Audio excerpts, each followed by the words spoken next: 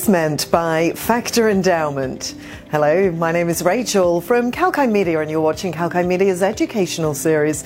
Please subscribe to our channel and press the bell icon for notifications for our latest videos. So factor endowment refers to the factors of production that are available within one country. Factor endowments differ from country to country and from territory to territory. Some countries may have many and some not so much. Factors of production include land, labour, capital and entrepreneurship.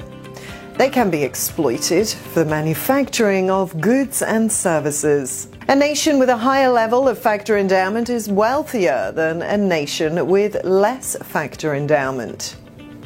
Factor endowment is also sometimes referred to as factors of production. Both are similar, however, the term endowment only refers to the quantity of the factors of production available within a nation. Endowment refers to the quantity of any resource available to be utilized by individuals, firms, or nations. For an individual, endowment refers to what was left to them by their parents, grandparents, or any family member after their death. So how does a nation benefit from factor endowment? Well, nations that are abundant in goods can benefit from them as they are inputs in the manufacturing of goods and services. With the availability of factor inputs, countries do not have to depend on imports to carry out production. Also, countries that have land, labour and capital are more likely to see a better performance of human capital as well. Less wealthy nations are less likely to have the correct tools to aid the human capital, such as high-achieving educational institutions and state-of-the-art healthcare services. Overall, this makes a country competitive and more self-sufficient rather than import-dependent. It also enables the country to export to other nations at competitive levels. Factor endowment theory depends on the fact that countries have different ratios of capital to labour.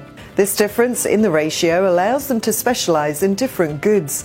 For instance, a country that has a higher ratio of capital to labour would be efficient in the production of capital-intensive goods. Similarly, countries that have a lesser ratio of capital to labour would be efficient in the production of labour-intensive goods. This is called comparative advantage.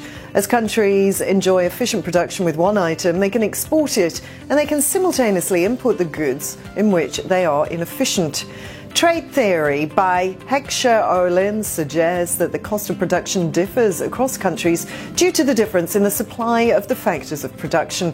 This theory suggests that there is no absolute advantage that countries enjoy, rather than there is relative advantage which enables nations to export one good and import another.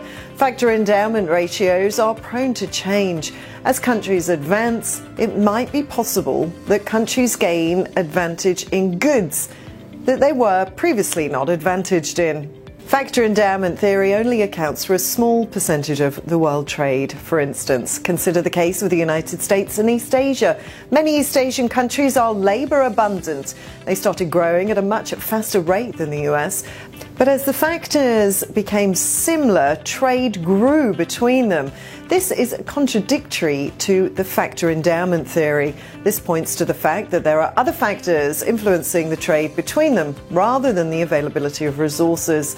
Therefore, factor endowment theory fails to apply to the practical world. It also does not account for the technological differences between two countries. Therefore, it's not an absolute basis of trade for countries. However, the factor endowment theory is still applicable in some instances. For instance, countries that are abundant in labour, like Bangladesh and India, are exporters of manufactured clothing, which is a labour-intensive good. The US is considered as capital abundant nation and it's efficient in the production of machinery and sees high exports of the same. Similarly, Middle Eastern countries are abundant in oil and therefore are major exporters of it. If you like this information, please like, share and comment on this video and subscribe to our YouTube channel.